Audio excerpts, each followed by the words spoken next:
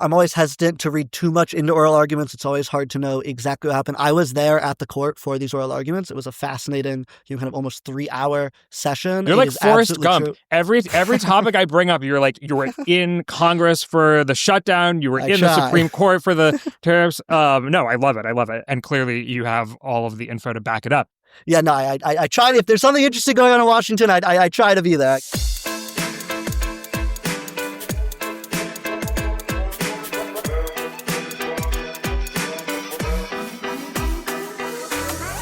Hello and welcome to the GD Politics Podcast. I'm Galen Druk, and it appears that the longest government shutdown in American history is coming to an end. On Sunday night, 8 members of the Senate Democratic Caucus joined Republicans in advancing a deal that would fund the government through January. It would also fund programs related to agriculture, military construction, and the legislative branch for most of 2026. What Democrats got in return is a promise to vote on the enhanced Obamacare subsidies in December, a reversal of government layoffs made during the shutdown, continued funding of the Government Accountability Office, and maintaining the office's ability to sue the Trump administration. All 8 of the senators who voted with Republicans are not up for re-election in 2026, and Democratic leadership criticized the deal along with plenty of other Democratic lawmakers. As of the time we're recording this, the budget still has to make its way through the Senate, pass the House, and be signed by President Trump. That's a story we're going to begin with today, and we're also going to dig into more takeaways from last week's elections and news from the Supreme Court. The tariff case is mainly what we're going to focus on, but the court made some news this morning as we were getting ready to record on the same-sex marriage challenge and mail-in balloting, so we'll get into some of that. And here with me to do all of it is Gabe Fleischer, author of the Wake Up to Politics newsletter and friend of the podcast. Gabe, welcome. Thanks so much for having me. Okay, Gabe, so the question of the hour. According to recent polling, Americans blame President Trump and Republicans more than they blame Democrats for the shutdown by a double-digit margin. Around 70% of Americans support an extension of the Obamacare subsidies, and even after the longest shutdown in history, with workers going without pay, threats to SNAP benefits, and snarled travel, in a recent KFF poll, about 50% of Americans still said Democrats should hold out until their demands are met. Add to that by every measure, Democrats had a great election night last week, and Trump is facing just about his lowest approval rating of his second term. So, why is now the moment that Democrats are folding on the shutdown? It's a good question, and I don't think it's 100% clear. We've gone through about 41 days of this, and I think there were points where it seemed like, a deal was kind of right in the offing. There was points where it seemed like the two sides were very far apart. I think just in the last week, we kind of had both of those, where right before Tuesday's elections, it seemed like a deal was like right on the verge of happening. Then the elections happened, and for a moment, it kind of seemed like everything had collapsed. And then obviously, the talks kind of seemed to have picked up right back again after a few days. I think it's not 100% clear. I think, from the perspective of the Democratic senators who agreed to this compromise, one turning point does seem to have been, President Trump. As you said, polls are showing that the public are blaming Republicans more than the Democrats for the shutdown. And even Donald Trump seems to have accepted that. He seems to be saying pretty openly, we're getting the blame for this.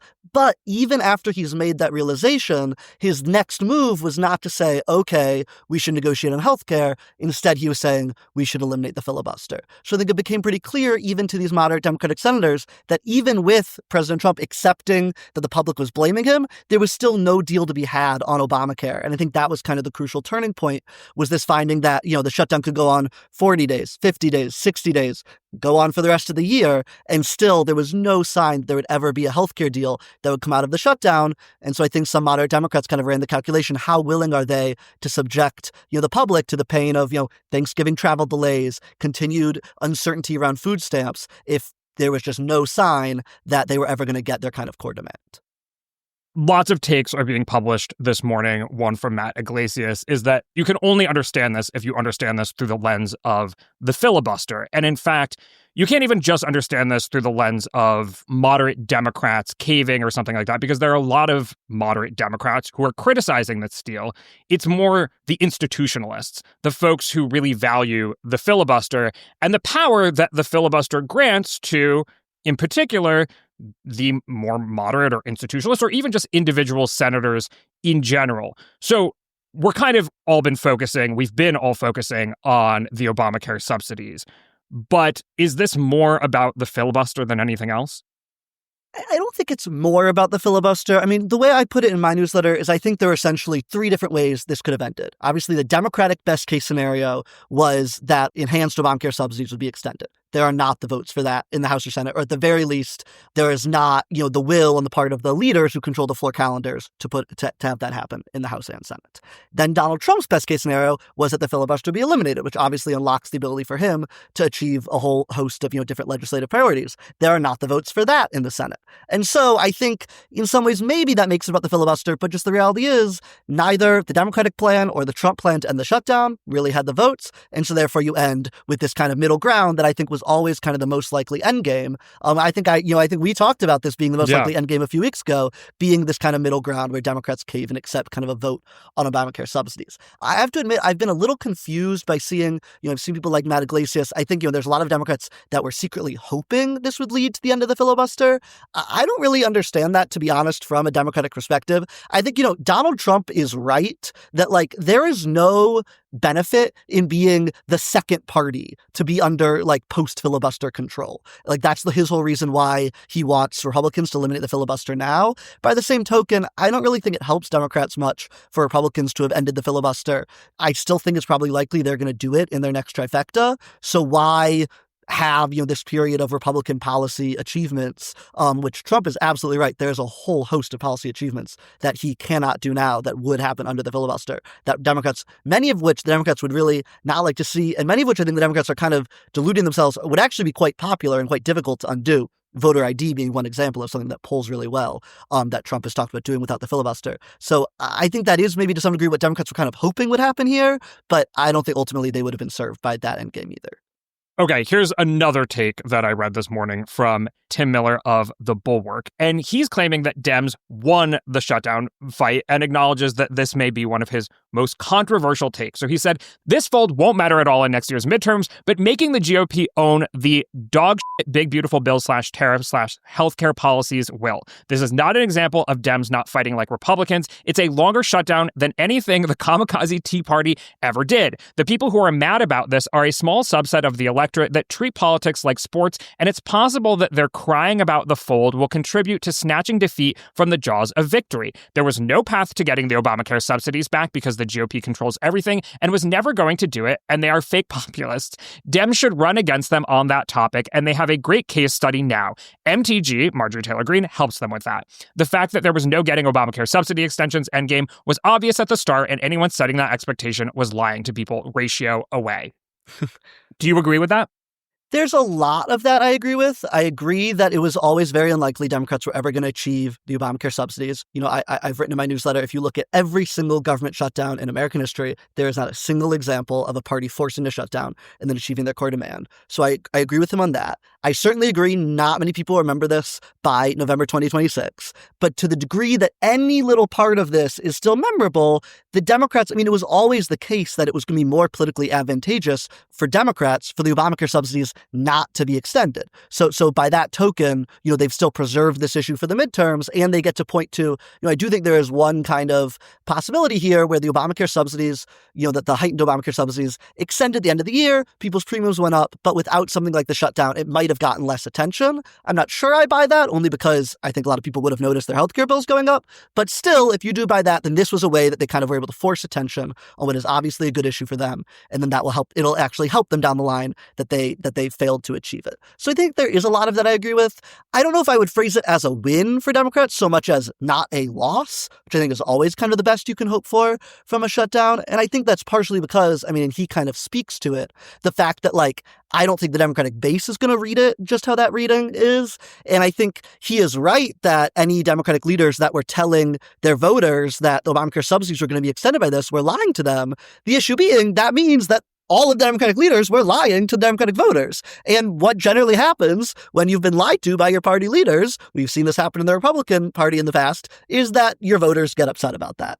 And so I think this is going to cause a lot of backbiting within the Democratic coalition. I think the Democratic Party, I think it is perhaps understandable considering the conditions they were in, where I don't think Chuck Schumer probably could have avoided this shutdown fight. But that said, if he still wanted to keep his job and keep the confidence of his caucus, but that said, he did not do a great job of kind of managing people's expectations for the fact that it was not incredibly likely that they were going to get a lot out of this policy-wise. So I think they did do a poor job managing their expectations and are going to kind of reap the consequences of that over the next few weeks and months. Well, though, if you look at what Democratic leadership is doing right now, is they're trying to position themselves on the side of the Democratic base that is disappointed by the end of the shutdown. So obviously back in the spring, Chuck Schumer voted with the Senate Democrats who voted to not create a government shutdown. This time around, he is not voting to end the government shutdown. He's saying that he's disappointed by it, as is Hakeem Jeffries. So he's trying to create this situation where the bad guys are, well, a group of 8 Senate Democrats, 2 of which are retiring, some of which have an independent streak, and none of which are up for election in 2026. So I think they are trying to, in some ways, have it both ways, where they set really high expectations, really focused Americans' attention on the Obamacare subsidies, probably knowing that they wouldn't get the enhanced subsidy extension, but now still positioning themselves alongside the insurgents of the Democratic Party who are pissed off and, can maybe try to channel that anger. Does that make sense? Yeah. Yeah, it does make sense, and that is certainly what they're trying to do. I mean, if there is one thing that came out of, this shutdown up until, slicing off, yesterday, but if you take kind of the bulk of the shutdown, was obviously after in March when Chuck Schumer did not vote for a shutdown, his poll numbers tanked among Democratic voters. And it is true that there was polling evidence in the last few weeks that Democratic opinions of Democratic Party leadership was increasing. Chuck Schumer's polls were increasing among Democratic voters. And so now we'll see. I think that's absolutely the gambit that he's trying to pull off. We'll see if they believe him. So far, obviously, we don't have polling evidence, but the evidence from people like Ro Khanna, Seth Moulton, both of whom are Democratic members of the House. Moulton running in a primary in the Senate. Khanna, I think, widely expected to run for president in 2028. You see people like them who saw this deal, saw that Schumer, voted against it, and are still saying it's time for Chuck Schumer to go. My guess is the members of the Democratic base who cared enough about this to be upset at Schumer in March will still be upset at him after this, but we'll see. I think he's certainly trying that gambit, and we'll see if it works. Yeah, and of course, now all of the polling is going to be a little bit complicated by the fact that Democrats just did well in last week's elections, and so that's probably raising Democrats' feelings or sentiment about the party as well. So the sort of whether or not this was a successful shutdown in the base's eyes versus just how much is this happiness for doing well in last week's elections will be hard to parse through. But I do want to ask about what happens next with the Obamacare subsidies. So they have been promised a vote in December. Folks like my former colleague and frequent GD Politics guest, Nate Silver, have said this is a gift to Republicans. Republicans should just vote to extend them because that will take a vulnerability off the table for the midterms. Do you think there's any chance that Republicans vote to extend the Obamacare subsidies? As far as we know, and obviously it's important to note this is all like a handshake agreement. There's no continuing resolution or appropriations bill somewhere that says there shall be a vote on X bill by X date. But as far as we know about the handshake agreement, it's going to be a vote on a Democratic bill by, the second week of December. My guess is that bill is going to be a messaging bill by Democrats that, maybe even will permanently extend the Obamacare subsidies, something that I don't think Republicans are interested in. Probably that will include very little, if any, changes to the subsidies from how they're currently structured. Something like that, which is my guess is, if the Republicans are offering the Democrats a vote on any bill of their choosing, that's the type of bill they'll put up. Something like that has no chance, in my opinion, of Republicans taking. That said, there are conversations going on right now in the Senate Republican Conference. We know Tommy Tuberville is one member, kind of part of these talks. Obviously, you have kind of moderates like Susan Collins, who are part of this too, that are looking at potential ways to kind of structure the Obamacare subsidies differently, perhaps with kind of putting back income limits into them, or maybe doing it for a shorter amount of time rather than permanently, maybe 1 year, maybe 2 years. I do think bipartisan talks along those lines, I don't rule them out from happening. It's, it's going to be a narrow path of, what can get Republicans on board and then also Democrats, and then also kind of get Freedom Caucus people in the House on board without Mike Johnson risking his job by putting it up for a vote. So it's like a very tricky balance to pull off. I don't think it'll be pulled off with whatever vote the Democrats put up, but I think these negotiations will continue. And there's certainly some interest on the Republican side on putting a deal like this together, but with a lot of different reforms to the Obamacare subsidies put in. So, those talks will continue, and I think there is a chance they happen, but that's probably something that would happen, after this December vote. Let's put to the side some of the hot takes that I referenced this morning. From your historical perspective, I know you've done a lot of research on shutdowns over the past 40 plus days. Did Democrats get more out of the shutdown than the party that provokes the shutdown usually gets? I would say it's pretty equivalent. Certainly not more. There's been a lot of talk the last few weeks that perhaps one reason why Republicans are shouldering more blame for the shutdown is because people just know that usually it's Republicans that shut down the government. The one real exception to that is 2018. I think that's always been kind of the neatest parallel to this shutdown. That's the beginning of 2018, not the end of 2018, which was the longest shutdown until this one, but the very beginning of 2018, there was a 3-day shutdown that Democrats pushed, and in exchange for that, they got exactly what they're getting this time. Then it was over the DREAM Act, over immigration, and they got the promise of a vote in the Senate on an immigration bill of their choosing. That bill then failed, but they agreed to shut down. They agreed to end the shutdown in exchange for a vote. I would say that's pretty neatly equivalent to what they got now, especially seeing as everything else they got on top of that is really just resetting to how things were at the beginning of the shutdown. There is the agreement to undo the kind of mass layoffs that were done during the shutdown, but obviously those are just people that had their jobs at the beginning. There's the agreement, as you said, to kind of give back pay to federal workers. That is only just agreeing to what pretty much everyone thought was already the case because of a 2019 law that then Donald Trump was kind of saying he had a different interpretation of. But that really just puts us back to where we all thought going into the shutdown, which was that when federal workers are furloughed or when they're not paid during shutdowns, they then get back pay. So I would say it's pretty much exactly equivalent to what they got out of 2018. Whether you're going to preference, if you look at what some parties have gotten more kind of hard policy concessions in the past, small ones, but more than just like the promise of a vote, I guess it depends, would you say kind of a tiny policy concession is better than like a political messaging vote? Mileage may vary on that. In 2013, when the Republicans shut down the government, they got a really small tweak to Obamacare. So maybe this is more than that. But obviously, at least that was a change to policy, even a really small one. This is not even going to lead probably to a change of policy. So I think it depends how you score it. What do you make of how Democrats are dividing up in terms of who ultimately voted to pass this legislation, who's criticizing it? I already mentioned that moderation is not really the axis on which to judge this, because you see people like Alyssa Slotkin who are criticizing this deal, who has branded herself as something of a moderate, a bit of a heterodox lawmaker. Also folks like Jon Ossoff, who is the most vulnerable Democrat in the Senate this cycle, is not supporting this deal. So what is the dividing line here? I mean, one other take that I've heard is these are people who just really care about government and feel bad that people are not getting paid. I'm willing to be earnest in some cases in politics when politics warrants it. Is that too earnest in this case? Like, how do you understand what's going on here? Or or there's another option, which is that like this needed to happen, and these guys have always been understood as the sacrificial lambs who are going to get it through and provide the rest of the party an opportunity to rail.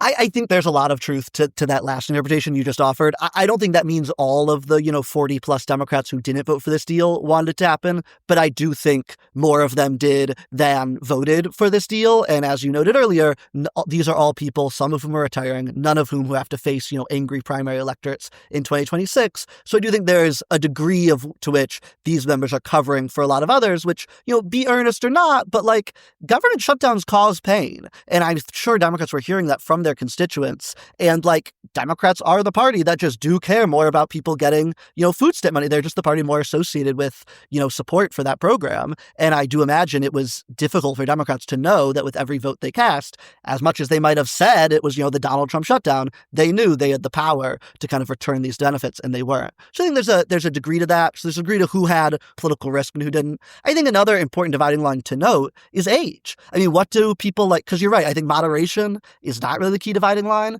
But if you take moderates like, Alyssa Slotkin and Ruben Gallego and Jon Ossoff, what do they have in common? They're some of the youngest Democrats in the Senate. And I do think a lot of this does come down to this kind of age divide in the party. I think it's just sometimes described as, people who want to compromise versus people who want to fight, people with experience versus kind of newer members. There's a lot of ways you can kind of draw it. But at the end of the day, I do think it's kind of this institutionalist, more veteran members versus these kind of younger firebrands, moderate, progressive, whatever. These are people that, the kind of institutionalists who kind of know how shutdowns generally work, kind of came to this realization that probably this one was not gonna yield too much. I think many of them didn't really want to shut down the government in the first place. The vote, the night before the shutdown started, I was there in the Senate. Jeanne Shaheen took a long time before she ultimately did vote to shut down the government. And obviously now she's one of the key negotiators, but it was very clear just from watching from the Senate press gallery that she did not want to be doing this. And as you noted before, I think a lot of them do think a lot more highly of the filibuster, which is also not an issue that breaks down along, moderate progressive lines. I mean, you look like who's one of the biggest filibuster opponents in the Senate Democratic Caucus? It's John Fetterman. So everything on that issue is a little bit scrambled. But clearly one issue is that, the longer senators have been there, it does seem like the more they've realized that over the long run, it does help them to have the filibuster. And it is kind of something they would rather have in place, whereas a lot of these younger senators, especially ones, something a lot of those members have in common, they came from the House, where I think spent a lot of time very frustrated by, policies they wanted to get passed, not getting passed because of the Senate filibuster. A lot of these younger members just have no patience for that. Yeah, a divide worth continuing to watch, which is like this sort of angry moderate lane, which is, I think, definitely I would describe Alyssa Slotkin as that. If you listen to her speeches, she's sort of like outraged at the division and the gridlock and whatnot. But like her policies themselves sort of straddle some more conservative and more liberal positions. So the sort of mellow institutionalists versus the angry moderates, another divide. I'm curious, like, does this all just happen again in January? Because much of the government funding will run out by the end of January. It's hard not to notice that this happened just before holidays season begins, when a lot of Americans are going to be flying, including lawmakers themselves. And so in some ways, this extension gets us through Thanksgiving, Christmas, New Year's. But then if Democrats feel sort of strident enough, do they just shut the government down again at the end of January?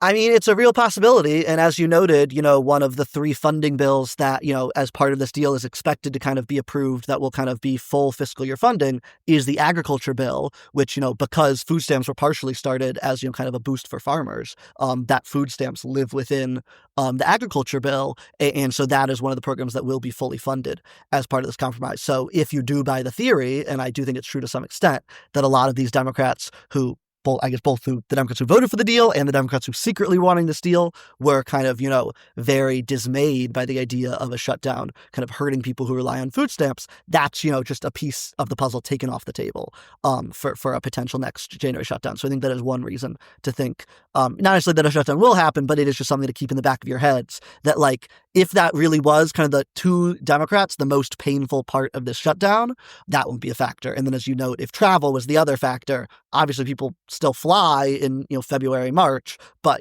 it's nothing compared to kind of, what happens around Thanksgiving and around winter holidays. So I think there's a strong reason to think could have another shutdown. The question, of course, being, how would another one look any different? And I think a lot of that will depend on what we see in the next few weeks happen with the Obamacare subsidies. If there does seem to be like real, genuine progress towards a bipartisan deal on Obamacare subsidies, that would be one way Chuck Schumer might be able to climb down from being pushed into another shutdown by saying, hey, look, I really think we might have a deal here, and maybe they'll agree to like a short-term funding deal in January to kind of keep, inching along with the hope of getting a subsidy deal. So I wouldn't say there's a guarantee there's a shutdown. If for no other reason, then Democrats would have to think long and hard about getting into something that would just once again potentially disappoint a huge segment of their base if they're not going to get much out of it. But then again, I think you certainly can't rule it out, having watched how this one went.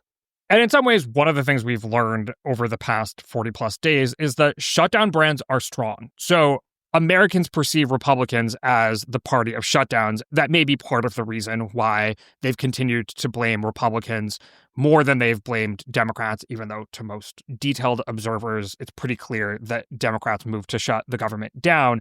But if Democrats just start shutting the government down every few months, the sort of branding of the two parties might change. So Democrats will also have to think about, like, how much do we want to get into this game where we start to be seen as the intransigent party that shuts down government as well? I want to move on and talk about takeaways from last week's elections, but first, a break. Today's podcast is brought to you by you, the listeners. Without paid subscribers, GD Politics wouldn't be possible. Your support means that we can continue making an independent podcast guided by curiosity, rigor, and a sense of humor. Paid subscribers also get about twice the number of episodes, access to the videos, and can join the paid subscriber chat. You can also connect your personal feed to your favorite podcast player so you get every episode wherever you listen to podcasts. Also, a reminder, we now have merch, so head over to gdpolitics.com/merch for that and gdpolitics.com to become a paid subscriber. See you there. As listeners know, we did a lot of coverage of the off-year elections last Tuesday. Democrats had a great night overperforming their polls and expectations across Virginia, New Jersey, and seemingly California, although much of the vote is still not counted in California. And of course, it still looks like Zohran Mamdani will win an outright majority, if a very slim majority, in the New York City mayoral race. I want to get into actually some of the politics of the results, and I'll say later this week, I'm going to dig deeper into the demographics and geographics of the results to sort of talk about which parts of the electorates moved and was it turnout versus persuasion, were Trump voters actually casting ballots for Democratic candidates and the like. But with you, Gabe, I know your focus is Washington in many ways. So I want to talk about how the outcome is reverberating through DC. First, though, what's your top line takeaway from Tuesday night? I think there's no way to read these elections other than, Democrats obviously kind of swept the table in kind of every race kind of worth watching, from very high profile ones to kind of, much more obscure races that we saw in Georgia. Democrats, really performed well across the board.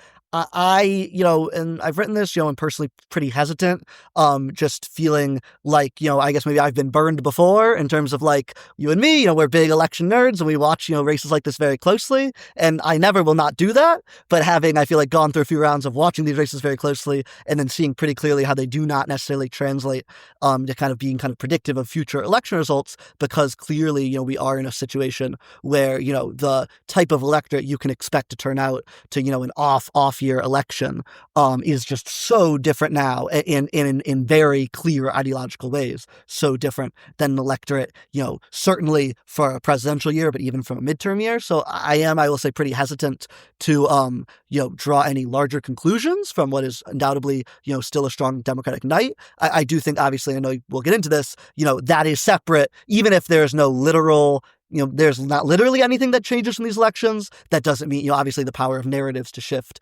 still exists. And I know we're going to get into that. So there can be changes on that level still. I'm curious how lawmakers have reacted to the results. We've been hearing a lot from elections analysts, how they're reacting to the results. Do you think that this has changed the dynamics in Washington at all? And perhaps more specifically, has it caused Republicans to start thinking more about what life after Trump might look like? I think it has to some degree. I mean, I think it's very interesting. I mean, obviously, a lot of people remember, after the 2012 elections, to kind of go back, wind back quite some time. And obviously that was, widely perceived as, kind of a large kind of drubbing for Mitt Romney and for other Republicans up and down the ballot. And that led to this kind of autopsy that the Republicans did, then obviously mostly discarded, but still won, even though they discarded it. And I think ever since then, you've kind of seen this Republican resistance to really thinking deeply about when they've lost elections, even though, obviously, despite the fact that Donald Trump has been in the White House for a lot of the time since then, they've lost a lot of elections and they've consistently performed really poorly, like I said, in these off-year elections, which I do think is a reason not to imbue them with too much predictive power. But it's also, if you're a Republican, a reason to stick back and be like, okay, maybe losing this off-year elections doesn't mean we're going to lose on bigger nights, but still, wouldn't we, on net, rather, have the governorships of Virginia, New Jersey, or even rather have the, utility commissioners in Georgia? Like, you'd still rather have more power than less. And I think for a lot of the past, decade plus, you've just not seen Republicans really wrestling with their losses, most famously after 2020, when they refused to even admit that they had lost. So I've been struck by seeing, I would say, a little bit of a break to that pattern in the last few days. I saw, one example is Vivek Ramaswamy. I don't know if you saw this, but he's running for governor of Ohio, put out a video pretty clearly laying out, we have a problem in the Republican Party. And you've been hearing that from a number of other Republican strategists as well. And I think there absolutely are starting to think, kind of the defense from the White House, and, Trump literally wrote this on Truth Social, was, this doesn't matter. Trump wasn't actually on the ballot, so this isn't, a test of Trump, which, Okay, from Trump's perspective, that might be, a reasonable takeaway, but that doesn't make Republicans feel any better because, unless Donald Trump tries to run for an unconstitutional third term, they're not going to be running with Trump on the ballot ever again. They need to figure out how to do that. So I absolutely think you're starting to hear Republican lawmakers talking about that. I think you're seeing a lot more focus on, whether the Trump White House is really leading them, down the right path, whether they need to be just like, I think there's a lot of concerns in the Democratic coalition after the 2022 midterms, and the 2021 elections, whether the Biden White House was focusing enough on, affordability and cost of living and inflation rather than kind of pursuing other kind of, projects that were of interest to the president and his staff. I think you're seeing a lot of Republican lawmakers go through the same kind of questions of, do we really want to be kind of pursuing this really expansive, kind of social agenda and aggressive agenda in a lot of ways when clearly a lot of people are still very concerned about the cost of living. I think you are absolutely hearing Republican lawmakers starting to grapple with that. Yeah, you were saying that Vivek Ramaswamy mentioned that there's a problem with the Republican Party and some others saying similar stuff. How are they diagnosing it? I mean, are they specifically saying we need to lay off? Some of the emphasis on social issues, is it, and which social issues? And maybe it's hard to figure out where immigration falls in the sort of national security versus social versus economic or whatever. You could frame it in different ways, I guess. But is there any hesitancy to how aggressively the Trump administration is pursuing immigration? Or is it folks who have said, for example, oh, well, Winsome Earl-Sears focused too much on trans issues when folks in Virginia are mostly concerned about federal government layoffs and the shutdown and the cost of living? Like, how exactly are the Republicans who are being a little more introspective diagnosing the problem? I think it's a real mix of diagnoses, and I wouldn't say there's kind of one unified takeaway. I do think a lot of them are maybe not saying we need to talk less about immigration per se, because that is still on balance an issue that does help Republicans to some degree. But I think, mainly that they just need to, that I think the kind of narrative coming out of the Trump White House that, inflation has been solved, the economy is doing well again, just like how that didn't really work for Joe Biden when voters didn't actually feel that, maybe that's not a message that's working. And, I think there are a lot of Republicans that, I know we're going to talk about this later, would secretly not be too upset if the Supreme Court, overturned President Trump's tariff and kind of take that millstone around their neck ahead of the midterms. So I think that's one takeaway. On the other end of it, Alex Bruesewitz was kind of a top official on Trump's 2024 campaign. I believe digital director, played a big role in kind of their, that kind of podcasting strategy and digital strategy that they did. His takeaway from the election was that the Republicans didn't hug Trump enough, and that the reason why, you had candidates like Winsome Earl-Sears lose was because she had criticized Trump in the past, and that, these kind of MAGA base voters didn't turn out enough. Again, it's always so striking to me to see these kind of exact parallels of, just like how many Democrats would say, just true progressivism hasn't been tried. And now, Alex Bruesewitz saying, it's just true MAGAism not being, deployed. That is always, I think, going to be the read that, some segments of the party are deploying. Would not be surprised if you hear Donald Trump starting to say that. But I still think that doesn't really answer the kind of core issue, which is when you have candidates running in electorates that are not super Trump friendly, like Virginia and New Jersey aren't, if they are not given the kind of leeway to kind of separate themselves from the president that maybe they need, that's not going to work out well for them. And so I would not be surprised if, this looks like conversations with Mike Johnson and John Thune trying to urge the president to kind of lay off a little bit on some Republicans who maybe need to criticize him to be reelected. But at the end of the day, the president is just he's not a very helpful coalition partner traditionally. He's not usually really open to kind of moves like that and kind of insists on this kind of complete loyalty that I don't think is really going to help win over independent voters. Right. I mean, I remember in the waning days of Obama's presidency, there was a lot of criticism of how so much of the focus of his 8 years was on the White House and on Obama himself, and that the Democratic Party had forgotten about or not focused enough attention and resources. I think a lot of the criticism was about like funding state level races and the bench of talent for the party. And it was a challenge because Democrats had this exact issue where there were lots of low propensity voters who turned out in presidential elections during the Obama years, but they didn't turn out during midterm years. And so the party atrophied. This is maybe a version of that on steroids, where it's almost clear that Donald Trump himself is not so concerned with the future of the Republican Party beyond him. Mm-hmm. that does create a really difficult dynamic. Whereas at least during the Obama years, there were Democrats who criticized Obama and were clearly sort of skeptical of his project and took a more moderate lane and the likes. I mean, regardless of what Trump wants at this point, do you think there are going to be more Republican members of Congress who buck him?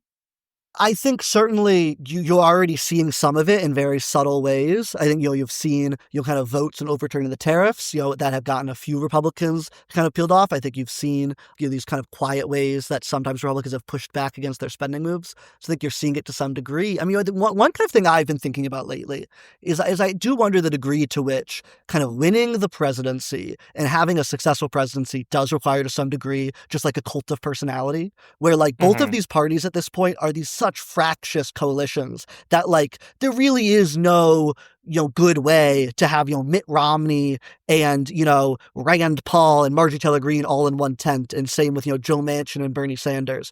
And maybe the only way to kind of paper over any differences like that is to be like a Barack Obama or Donald Trump like figure where you're just like, we'll figure out the policy later. Just, I'm really charismatic and, everyone in my party loves me and you'll all be okay and you'll stop with the kind of backbiting to just support me. And I wonder if maybe you can't really have a successful presidency without that. But the flip side of that being, I think, like you said, those cults of personality figures don't tend to be very good coalition partners. They don't really care about anything beyond their kind of cult of personality because they don't really care what happens to the party when they leave. As you said, Obama, there was more than 1,000 state legislative seats that were lost under the Obama era. Under the Trump era, the Republicans have had a terrible record in, a lot of these kind of down ballot elections. You've seen also during the shutdown, Trump has really been a really bad coalition partner, repeatedly straying from kind of the narrative that, Republicans wanted of we won't negotiate or, of trying to kind of minimize the pain of the shutdown. Instead, he was trying to expand the pain of the shutdown, even as Republicans were being blamed for it.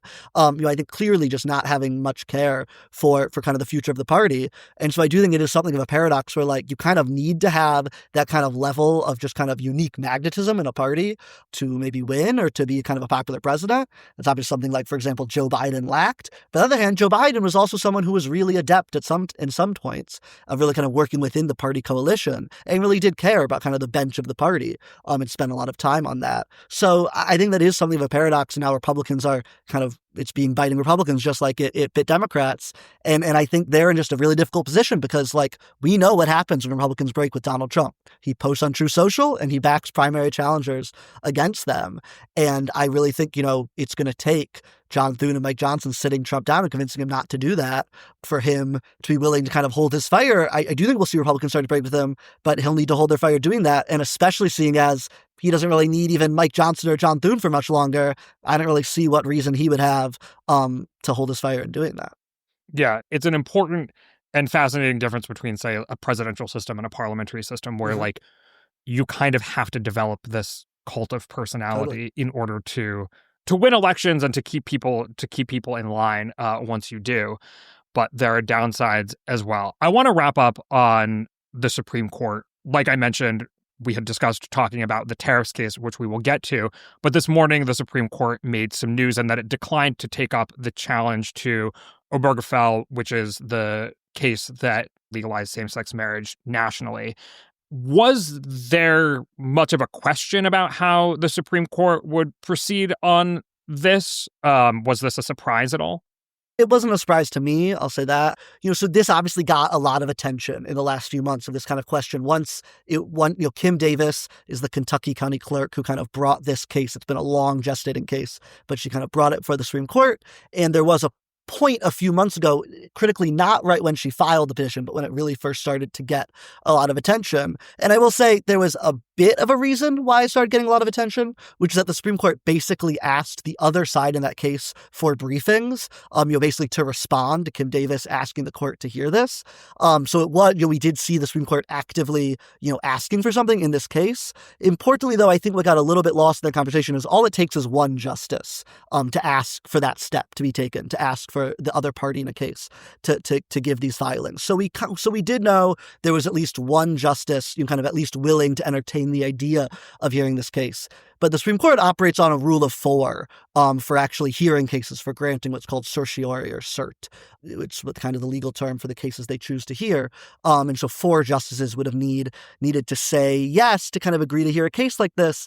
I think, if we theorize that maybe the one who asked for more briefings was, maybe Clarence Thomas or Sam Alito, I don't think it's all that hard to count to maybe 2 in terms of justices who might have been in that 4.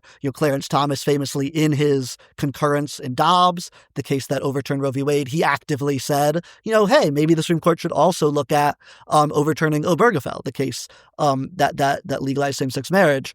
But no other justices joined that concurrence. And although the majority opinion and other concurrences in Dobbs didn't openly say that Obergefell would always be preserved, it did go out of its way to say it was, at least for now, not revisiting Obergefell. And I think we've seen, heard statements from other of the conservative justices that kind of would have suggested there, A, wasn't much of an appetite. There's not much of an appetite to revisit same-sex marriage. I just do think it's a different issue to conservative legal movement than Roe was, which was kind of this decades-long desire to kind of have Roe overturned. Obergefell doesn't kind of command the same passion on the conservative side. And then also there's the issue, even if this is something the conservatives decide to do one day, this was really, I think, the sense from a lot of court watchers was this was a really poor vehicle to do it, just because kind of the character at the heart of this, Kim Davis, it was kind of a weird case, this kind of long-running case. She's a bit of kind of a fringe figure. And it was she kind of tacked on this idea of kind of overturning Obergefell right at the end of this very long legal journey that kind of hinges on, frankly, somewhat separate legal issues. And so I think there was kind of a broad sense that they weren't likely to jump on this and certainly weren't likely to jump on this challenge to Obergefell. And additionally, this morning, we heard from the court that they are going to review a case out of Mississippi that challenges Mississippi's laws regarding counting, mail-in ballots that arrive after Election Day and whether or not there's a grace period during which they can be counted. It's worth saying that the appellate court ruled that they could not be counted. And so the Supreme Court reviewing this means that had they not reviewed this, it would have changed how mail-in balloting works and whether or not ballots can be counted after Election Day. Since the Supreme Court is reviewing it, they may sort of side with Mississippi's current laws, which would continue to allow those ballots to be counted. But of course, oral arguments have yet to be heard, and we will follow that case wherever it does take us. I want to talk about tariffs before we close today. The headline coming out of the oral arguments surrounding the challenge to Trump's tariffs was conservative justices seem pretty skeptical. The liberal justices, you might have already imagined, were skeptical. And it seems as though, the expectation has been set in some ways that the Supreme Court is going to rule against the Trump administration. Is that your read on this as well?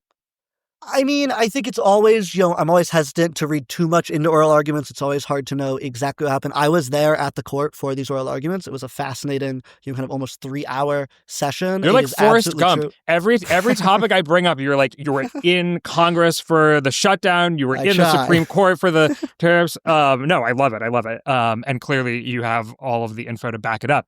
Yeah, no, I try. If there's something interesting going on in Washington, I try to be there. I can't always do it, but it's my goal. So I was there at the Supreme Court for the argument, sitting right in the press gallery with a pretty good view of all 9 justices. And I've covered a fair amount of oral arguments. Again, I think enough to kind of realize that, a lot of these justices, I would say, the kind of, Sotomayor and Jackson on the left and kind of Thomas and Alito on the right, you can always pretty much judge by oral arguments, not that you probably needed to know, where they're going to lean. But the other justices in the middle do kind of enjoy asking these kind of devil advocate type questions. So I think you never want to be sure. That said, the one exchange that I think really jumped out at me, there was, this absolute battering that Neil Gorsuch really gave to kind of Trump's Solicitor General, who will also note John Sauer, who, if people listen to the arguments, this probably comes across, but even watching it even more was, and I've felt this way the other times I've heard Sauer argue, is a very frenetic, nervous presence in the court, has a very, I would say, off-putting style of just arguing these cases. He's moving around a lot. He's moving his hands. He's, talking really fast. At one point, I think it was Justice Jackson who literally said, I did not understand that. You need to slow down.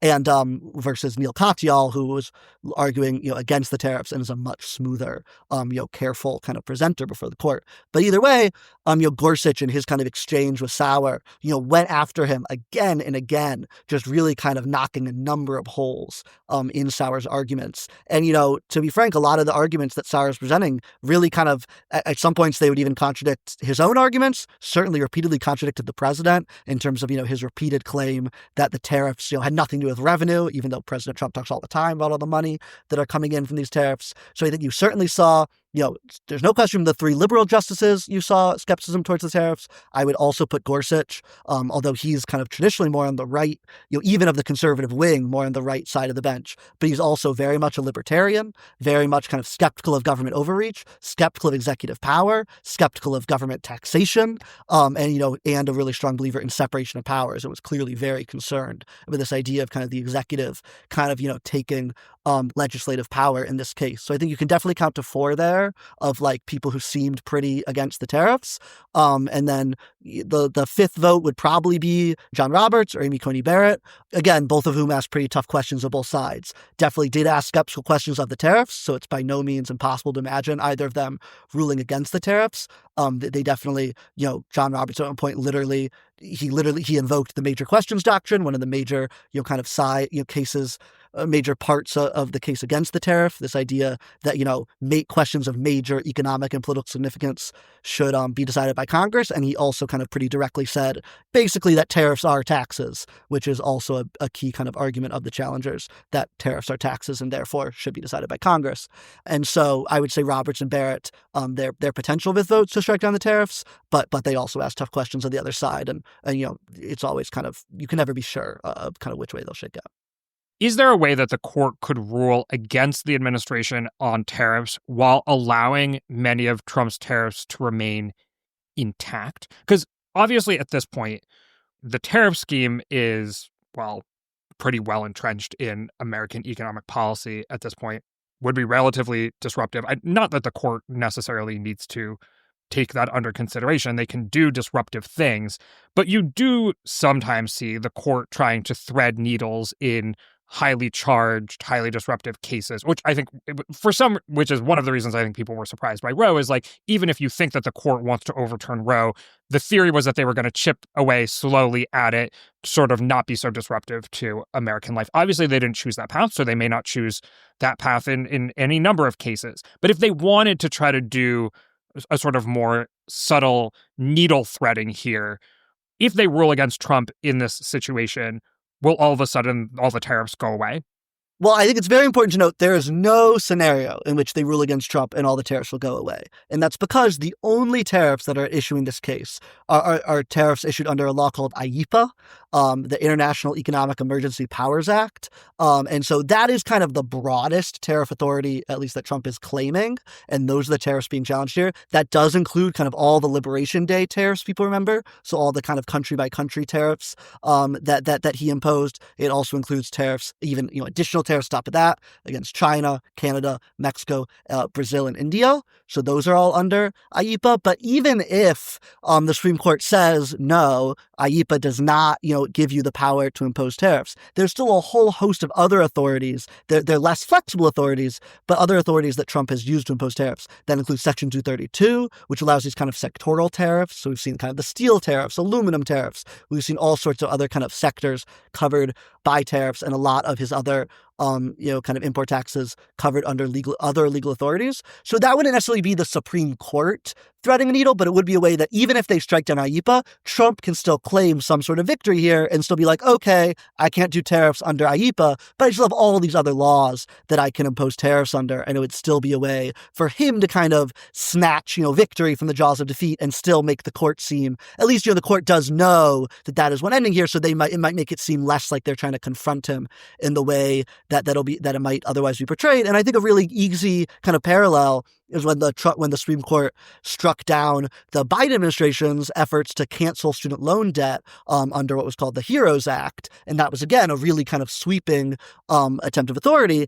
But even still, the Biden administration was still able to cancel student loan debt by other means, much less student loan debt in much less sweeping ways, some of which had legal issues of their own, just like Trump's other tariffs could still be challenged for other reasons. But this is not the Supreme Court saying you can't do X. is you can't do X because of this one law you're trying to do it, and then you try to do the same thing or similar things with other laws, and those legal battles are hashed out. So I do think that is really important for people to note that there will still be a lot of tariffs that will remain, and we've seen the Trump administration even, adding new tariffs under those other authorities as this kind of preparation for them being struck down. And I will also note just really quickly, in terms of threading the needle, another thing they could do, thread the needle, not in terms of whether or not the tariffs are struck down or not, but if they do strike down the tariffs, there's this second order question of, okay, we've had these tariffs now for several months. A lot of money has been collected by the government, taxing these imports that American companies have tried to import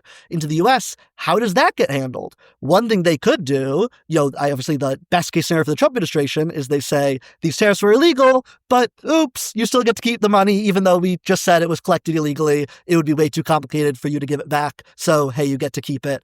That would be one little fig leaf they could give to Trump.